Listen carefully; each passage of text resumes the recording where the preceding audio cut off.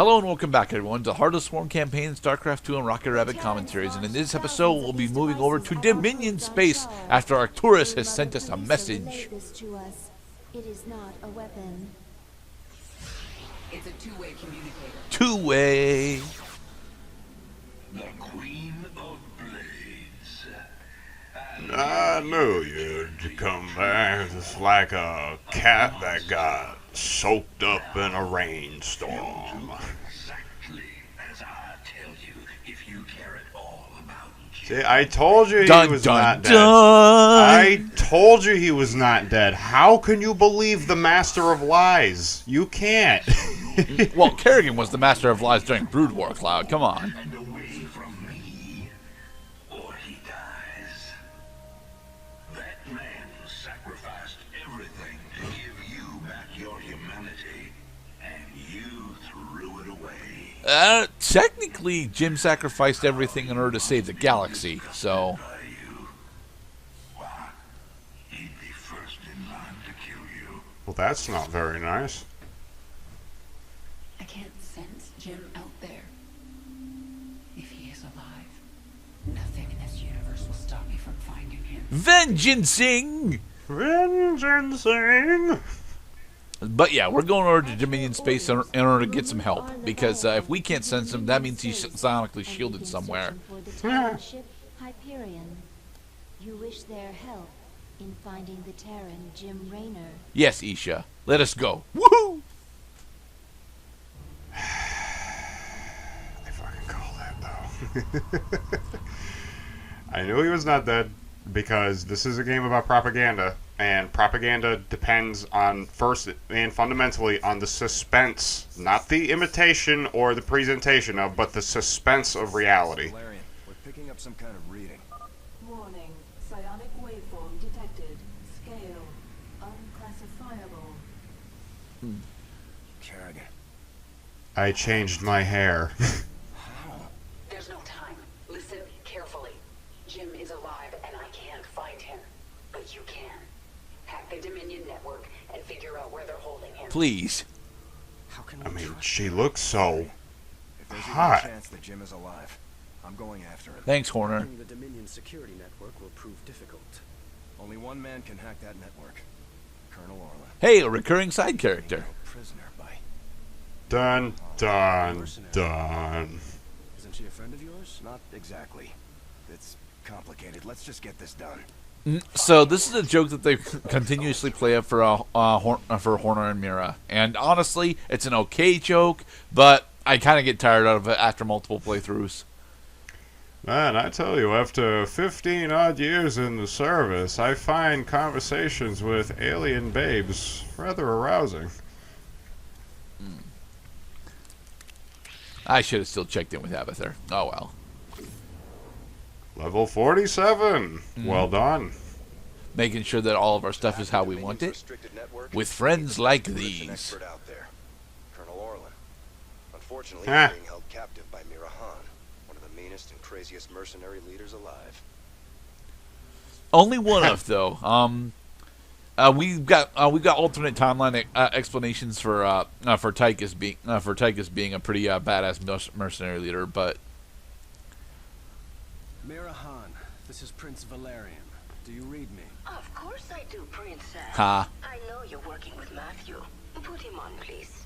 You forget yourself, Mercy. Oh, wait, this should present an opportunity for an alternate cutscene. You never write, you never call. And how so? Like you don't care. I'm here to Well, you tell me. Is there an alternate cutscene here, depending on your actions in Wings of Liberty? Fuck no. Why would there be one here? Well, I Because she's a side character who we got to make choices with, that's why. No, we did not get a choice with her. Oh. In theory, we could have in fact decided to not purchase her contract during that mission. That wouldn't have, but that does not in fact change this cutscene. she has, darling. I will not relinquish my prisoner to anyone but the client. Not even to someone with your devilish good looks and brooding intensity. See, this game is drawing attention to how the characters look. We could destroy her operations in this asteroid field. That will get her attention. We'll have to cripple her prime space station. She won't make it easy for us. Well, We need to set up our own base. About that base. About that base. Nearby. take them out and set up our own station. So here we have access to one of the most powerful hero units in all of StarCraft 2, the Hyperion battlecruiser. Yes, as Pascal mentions, this is a no-build mission where we get to play as the Hyperion and just the Hyperion. Sensors are showing the location of Mira's station now. Interesting. Started. Kind of. The Hyperion controls effectively just about as well as any of the other Terran battlecruisers. Nice. Those short jumps To be perfectly honest, my friend Jonah really dislikes this mission. I really don't know why. This mission is honestly really goddamn easy if you have any skills with microing, because the Hyperion not only has the ability to jump away from big threats like the explosive mines that we'll be running into shortly, but there are also plenty of healing nodes thrown about the mission in order to keep you alive. Assuming that you're actually microing your combat somewhat effectively, you should have no problems with this mission on normal mode. On hard mode, this might actually be a more difficult mission, but I wouldn't know. Also, we still indeed have access to the Yamato cannon, which one spawns these attack fighter spawners. So, I'm gonna think about it. I don't think we've had any deep space missions first. There's no terrain here. It's just a 2D plane that is set in an arbitrary field in space. Yeah, that would be the case. Yeah, StarCraft doesn't like dealing with StarCraft likes its sci-fi fantasy universe that it stole from Warhammer, but what it does not like doing is actually putting us in space battles. Mostly because, well, we're an RTS game, and space battles would be about attempting to generate a somewhat indefinite amount of flying reinforcements. Yeah, not to mention that there's only one unit to control in a game that generally becomes more interesting as you get more units. So on the other end of the slider is the most boring number of units to control. You. They come at you in a straight line, so you can dodge them, or even use jump to get out of their way. And as Swan mentions, that's what we're supposed to do. There is an achievement for managing to either destroy or dodge all of the mag mines in the level. I have gotten that on almost every single playthrough that I've done of this mission, because it's actually really goddamn simple. They're really well telegraphed, and you can jump either in front of them or away from their line of fire, because once they have prepared a line of fire, they stick to that line of fire exclusively. Again, on normal mode. Observe the power of the mag mines as we just delete the first one. Oh, thank God. We actually did get hit by both of those, though, so. Yeah, we're not doing so hot right now, looking like. I mean, we got... Except... Are we going to get a full health bar? Excellent. We just need 50 more minerals, and they're down here. Any second now. Alright, here it comes. Okay, good. Okay, and there we go. We have leveled up the Hyperion. We didn't actually get healed, but you'll notice that we're actually we now have access to a much faster heal per second. I think it's 2 per second. It might actually be 3. We could always bypass them. Oh dear Lord. It's okay because once we actually nuke this station and avoid these particular mag mines, like so, there is a repair drone. Where is it? There's a repair drone coming up that we have access to. There it is. Oh, good. We're trying to save it for when we actually get into the actual bonus objective over there, which is the experimental battle cruiser. I don't actually bother to show off what its name is. Damn it! Oh well. I remember how in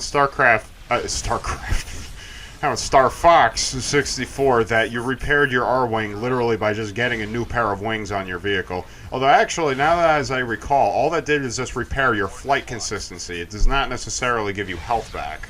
Yes, it did actually, because in order to do repairs in Star Fox 64 and Star Fox Assault, you would collect these power rings, and these power rings would in fact restore health, and it could potentially repair one of your lost wings.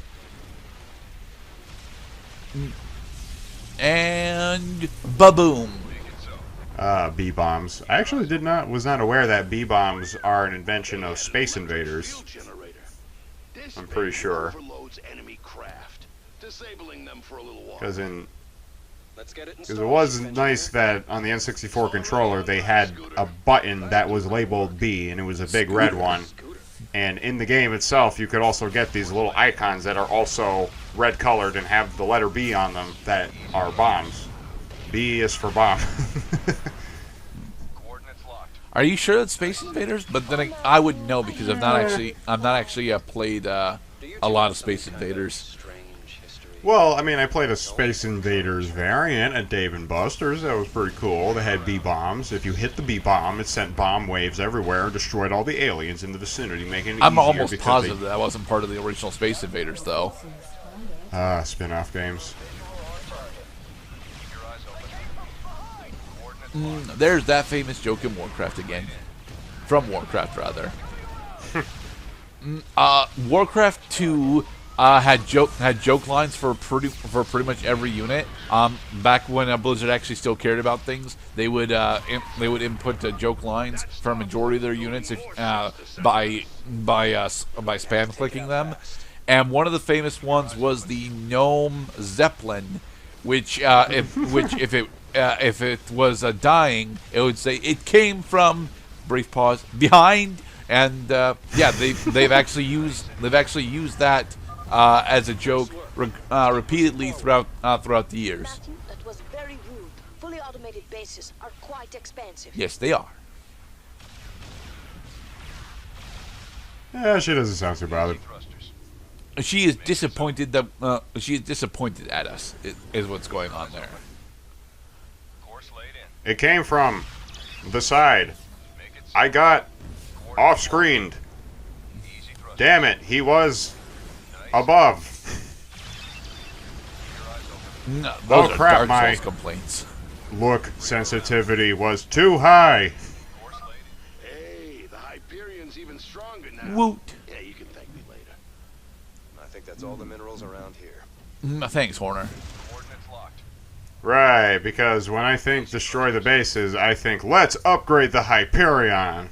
Make it really bring out its full potential. Why is this thing not at its full potential, gentlemen? Mostly because it's rather difficult to maintain the Hyperion, to be perfectly honest. It is a fully stacked battle cruiser that is supposed to serve as a TAC Ops center for the for Rainer's Raiders. So the Hyperion is more than just a combat unit. It's also a live-in space for a good portion of Rainer's Raiders. Oh, thank you, RepairBot 5000.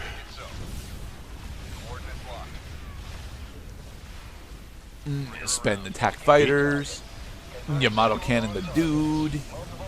Back Even away. Raritarium Hull won't be able to repel these babies. I just improved your shooting efficiency by 26.79%.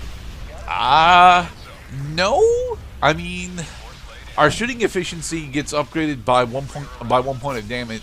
I think it's either 1 or 2 points of damage per upgrade that we get on the Hyperion. The big reason to get the Hyperion levels in this mission is actually for durability purposes.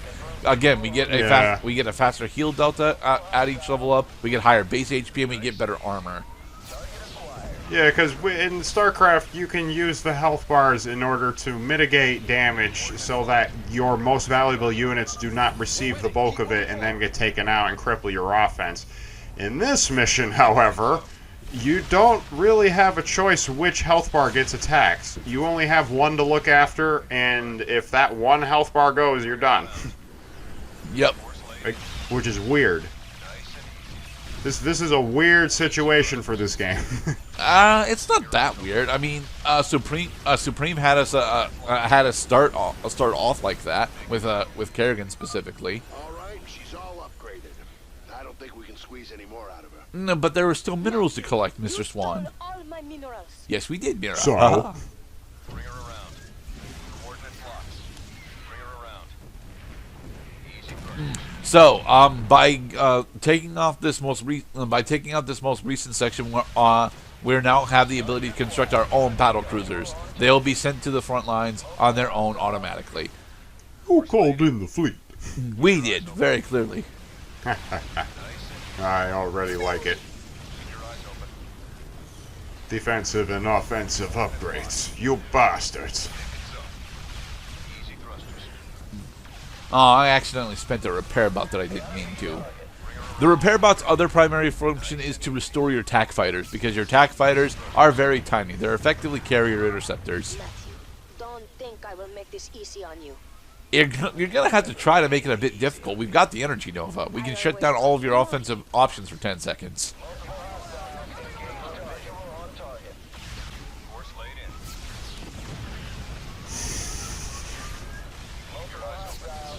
Fucking Matt Horner. Coordinates locked. So what's new in the world of Cloud as we end this mission? Yeah, very cold out this morning. Yes. The seasons have changed, and they're done changing. It is officially wintertime over in the United States. Just about. That time of year when you kind of look at the vegetation outside and come to appreciate how much of it is composed of water.